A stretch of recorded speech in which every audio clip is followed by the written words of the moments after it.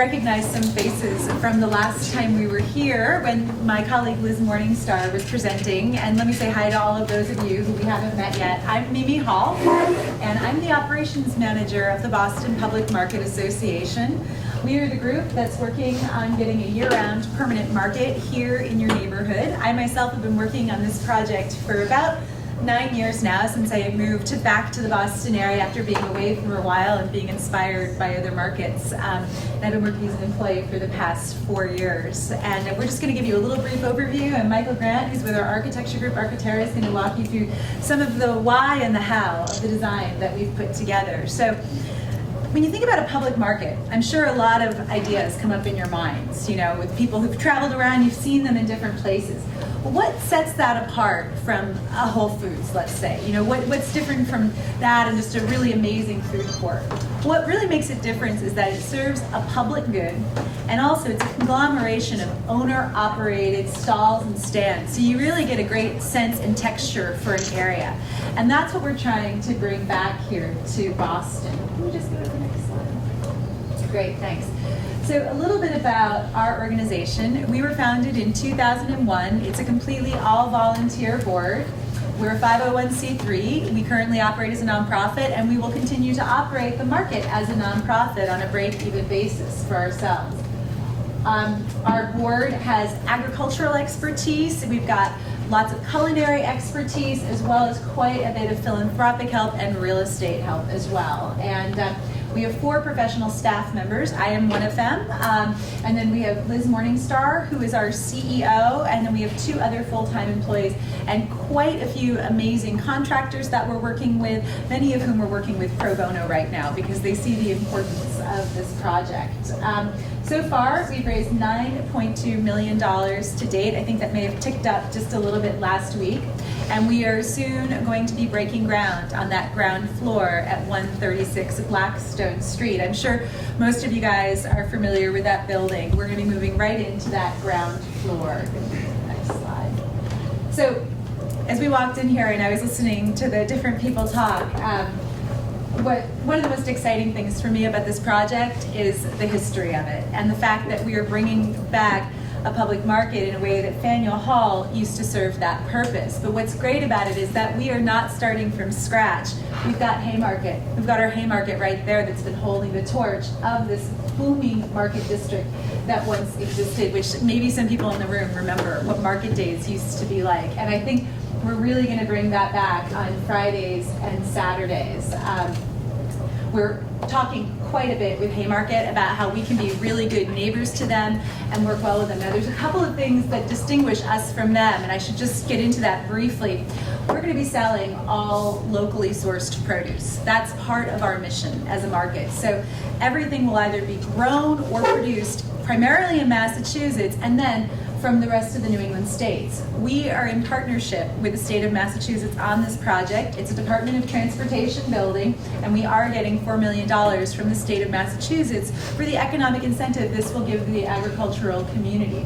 So we're working very closely with Haymarket to make sure that we're good neighbors, because they're going to be selling a lot of the produce that we actually are not going to be selling. You will not be coming to the Boston Public Market and buying your bananas there. We're not going to be selling any of that. We don't grow it in this region. We're not going to be selling it. There will be items like coffee and sugary items. We're going to be asked that they be produced here, if not sourced here. So that's what really sets us apart from our neighbors. And we are looking greatly forward to coming in and being a great resource that people can use on a daily basis. And again, I think those market days of Fridays and Saturdays are going to take on a whole new importance. As some of you may know, the Boston Redevelopment Authority is partially behind this. They put together a plan in 2008 to recreate this market district. And from here on out, I'll let Michael take it over and just talk to you a little bit about the design of the building, and again, the why and the how of how we got to this design. Thank you. I'm going to walk you through a bit of the changes that we're making on the outside of the building, which are fairly limited, and then show you a bit about the general overall plan, talk about some of the specific elements that are in the plan, and then talk a little bit about the schedule from here till opening day.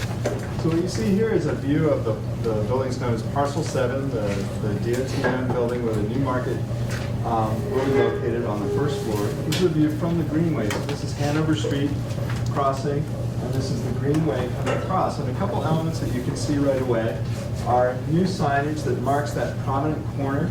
Lead your eye down to one of 7 entrances to the market. And then, of course, you see these 2 towers that are very iconic for that building. We all know that building is the building with the 2 towers. Those towers will have LED lights on them that light up at night to sort of mark this new year-round public market as the center of the market district that Mimi was talking about.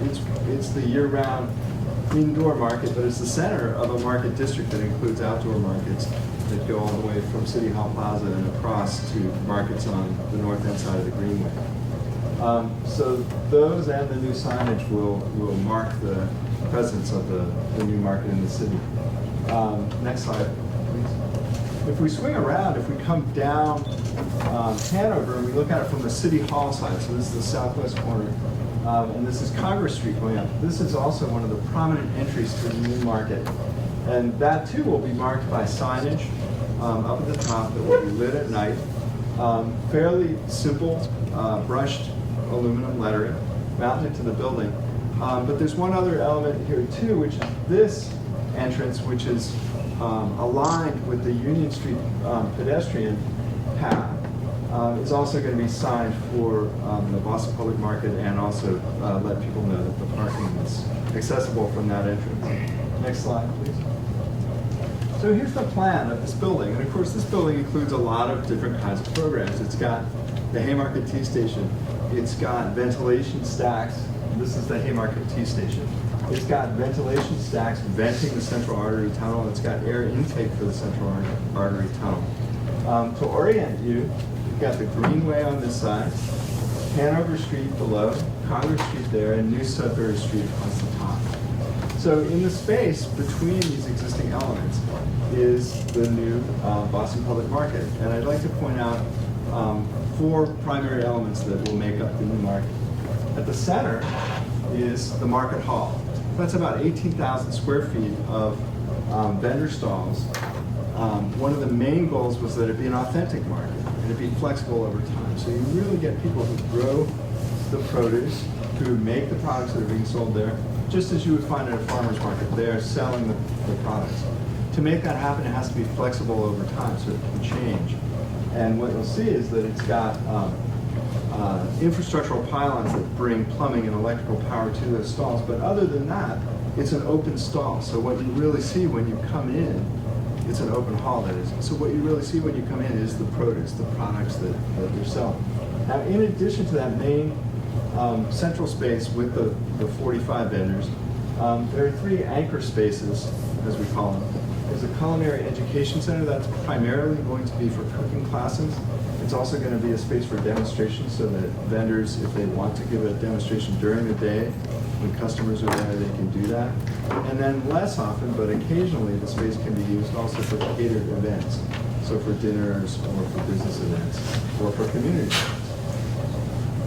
Next to that, by the way, is the loading area. So that's where all the products will come in from the north off New Sudbury Street. There's an existing loading area. That's where the products will come into the market. The second anchor space, as we call these 3 spaces, is a bakery. The bakery, as you can see, is an L-shaped space, and it's one of those 7 ways that you can get into the market. It faces the terrace. The baking area is actually behind the big glass windows that face the terrace. So as pedestrians move along this brick terrace, they'll see the activity of baking going on there. The retail area is the linear element that links you to the market. So you can come through and buy some bread, buy some muffins from the bakery, and come into the market hall. At the southeast corner, that first corner that we looked at, is a space that we're looking at being developed as a small format bistro that's going to feature locally sourced ingredients, hopefully ingredients that are actually sold by vendors at the market. One other element that I didn't mention, this is the R&B lobby. As you know, the lobby to the new R&B that's soon to open. And inside there is a central gathering space we call the hub.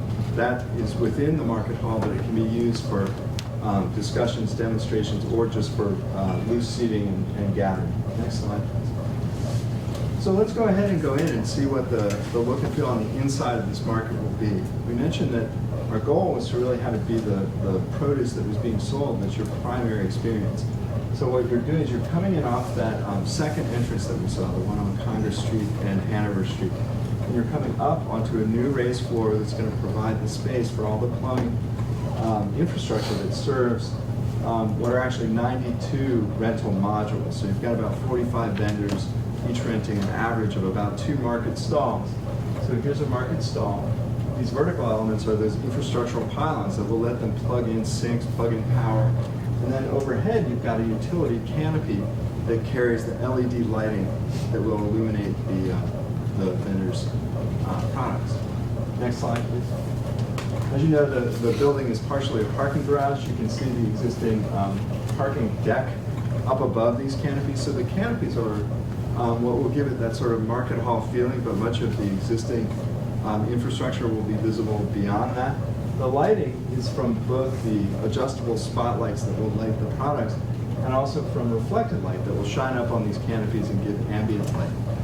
What we've tried to do in this model is give a sense of how those regularly spaced modular pylons can allow the vendors to occupy it in a lot of different ways and bring their character to the space. So what you really see when you come in, it's going to be the character of the vendors, and the architecture takes a background to that. Next slide, please. This is that hub that I mentioned, the central space in the market hall that has loose furniture, and it also, we provide closets for that to be moved into, so the space can be cleared out, be used for discussions or demonstrations, or more typically, it's a gathering space. So if you say meet me at the Boston Public Market, that's kind of the central space where people will meet.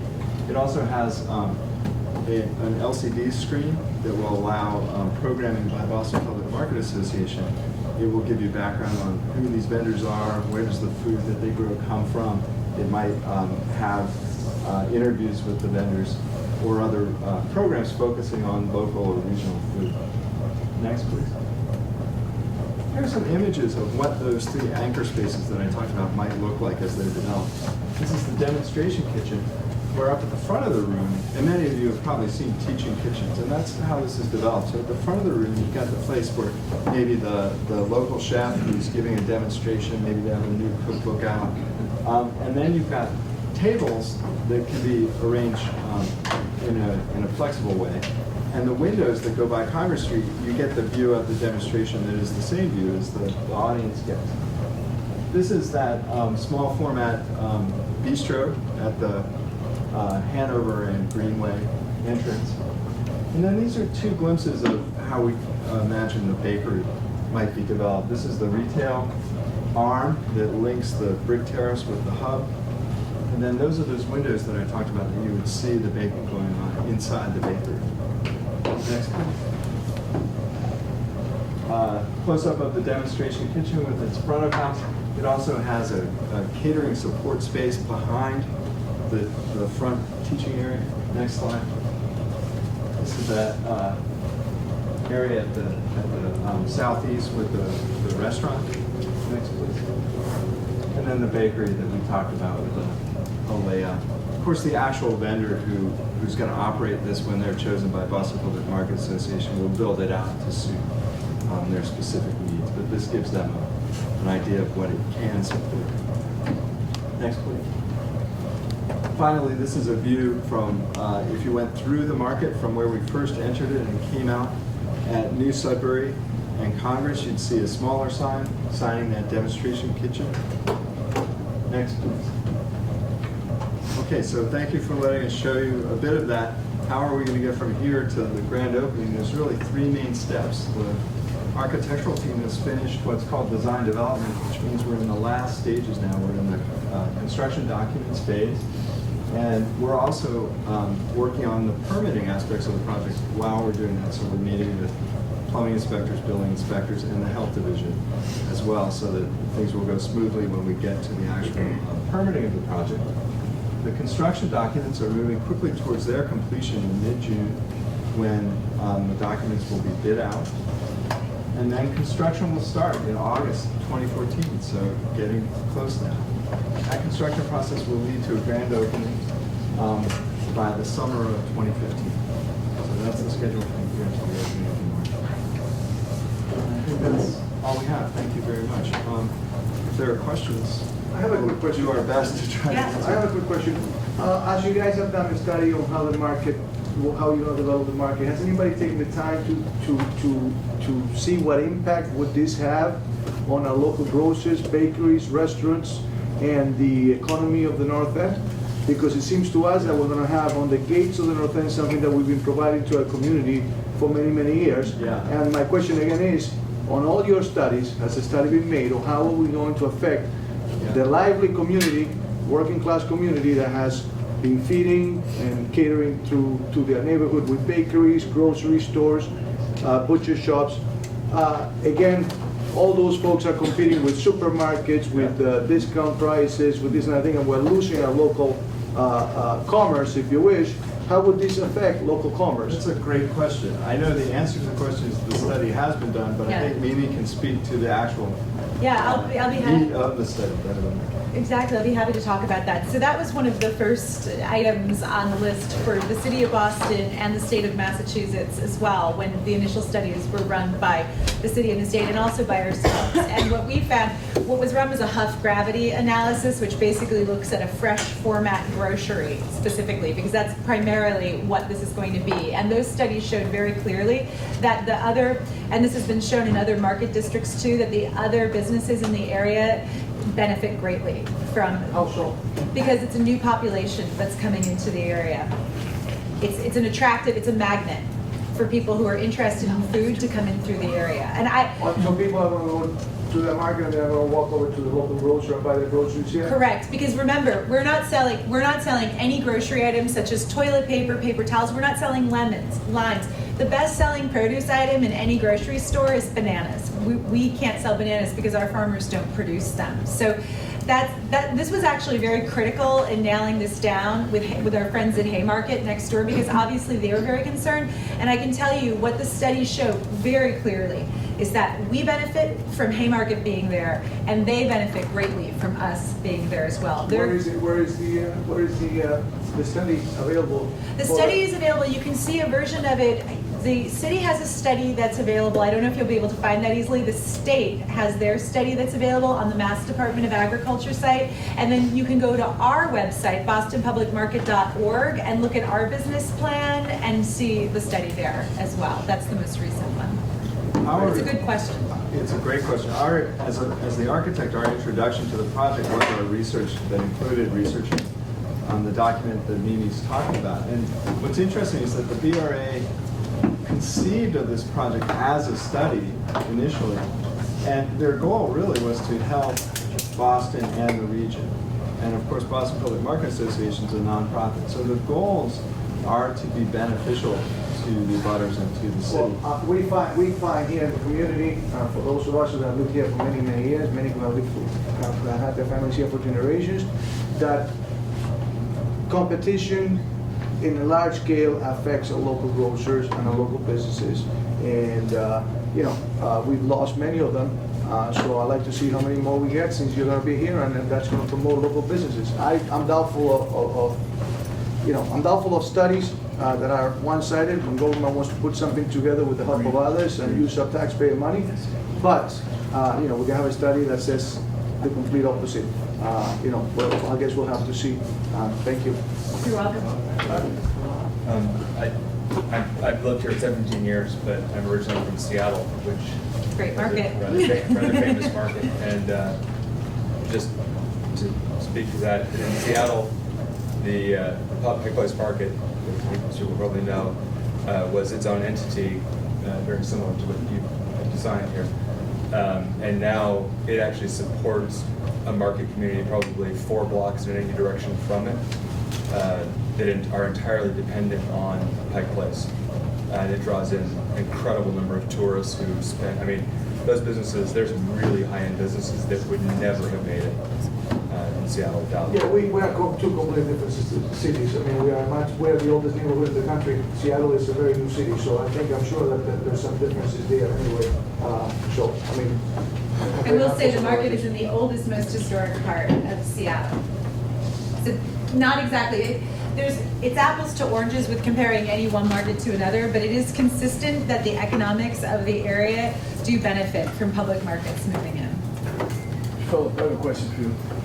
Is that considered the North End, and did they come before any of the boards before this, or is that not considered the North End, and they just kind of just telling us what's going on? It's not really considered part of the North End, is that correct? Is that your reading of it?